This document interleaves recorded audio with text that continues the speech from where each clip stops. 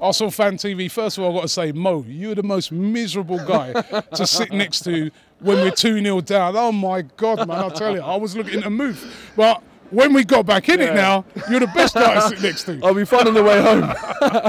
Do you know what? I'm the first one to admit it. When Arsenal lose, I am a little bitch. You know, I am not fun to be around. My family know that. Everyone that knows me knows that. People like my mates, they say, like, you know, they'd rather one of the other lads, their team loses than mine because, you know, they know that they won't sulk about it. But, you know, I have to admit, at half-time, I had my head in my hands, I was sulking. But can you blame me? Because we were terrible for 80 minutes of that game. In the first half, we were so below par, it was embarrassing. Defensively, lots of errors by Arsenal today. Is that because we're, you know, new partnership there? Mertesacker hasn't even really had a pre-season. No pre-season games really, straight in.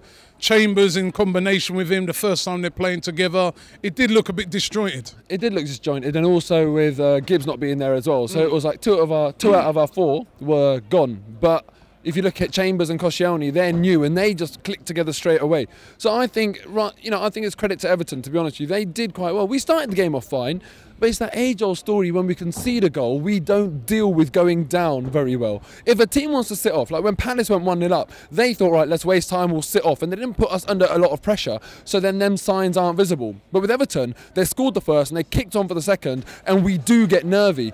And, you know, we need to address that, and I think the way to address that is a central defensive midfielder that is a calming. Who? For me, Lars Bender. He would be my choice. If, you know, I'd love to get someone like Mascherano or Pogba, but they're not realistic. So for me, Lars Bender. I haven't even heard any rumours about him, so if that's not going to happen, Sami Khedira is not especially CDM right now, but Henry wasn't especially centre forward when we signed him. Wenger can make Khedira especially CDM, and he's intelligent enough. There's an ambulance. If it knocks us over, I'll just jump in. All right, we'll move up a bit.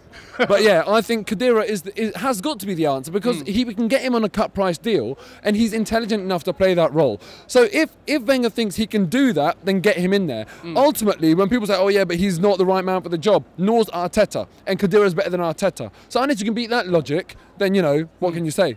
And going into the Besiktas game, optimistic now.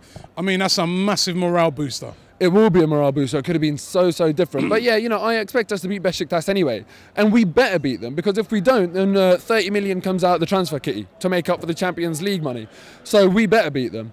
But, you know, today, just one thing I have to point out. That second goal, you know, the first one, it happens in football. It wasn't great defending. But the second goal, if any Arsenal fans want to blame it on the offside, let's go back 20 seconds and look at how naive our defending was. I mean, what on earth were we doing? It doesn't take a rocket scientist or a pundit to figure out that you just stay on your feet. If you're outnumbered, you just stay on your feet. And to dive in like that, we really at times made ourselves look like a bit of a pub team today.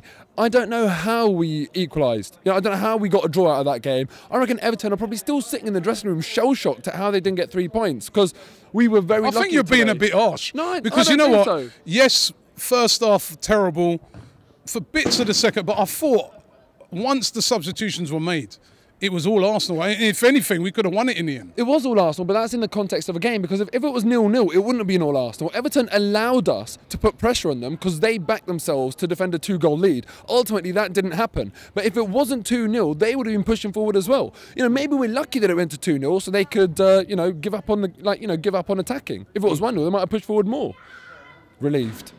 I'm absolutely buzzing about it though, man. I'm just really happy. And also, like, I thought I'd point out to you, like, this season I've committed to doing this thing, right, where every single time Arsenal score a goal at a game that I actually go to, I'm going to donate £5 for medical aid in Palestine. That's what the badge is all about. But, you know, today cost me 10 quid. Palace cost me 10 quid. Long may it continue, man. I want every game to cost me. Let's hope you're broke at the end of the season. Exactly that, exactly. Cheers, Robbie. Get the Arsenal Fan TV app, available on Apple and Android now.